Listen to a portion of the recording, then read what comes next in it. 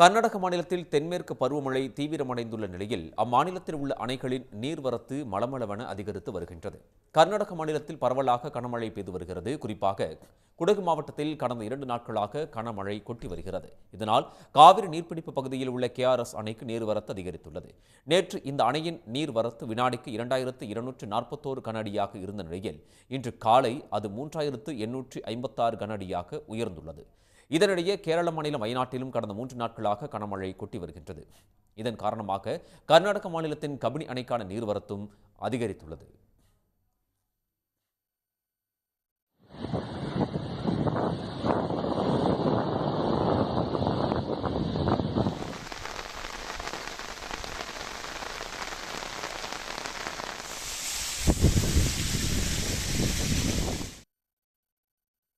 நேற்று வினாடிக்கு 6000 கன அடியாக இருந்த நீர்வரத்து இன்று 16,977 கன அடியாக அதிரடியாக உயர்ந்துள்ளது. இதனால் ஒரே நாளில் கபினி அணை நீர்மட்டம் 3 அடி அளவுக்கு உயர்ந்துள்ளது.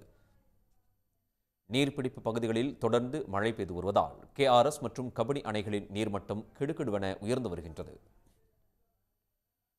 உடனுக்குடன் செய்திகளை தெரிந்து கொள்ள சன் நியூஸ் பெல் ஐகானை கிளிக் பண்ணுங்க.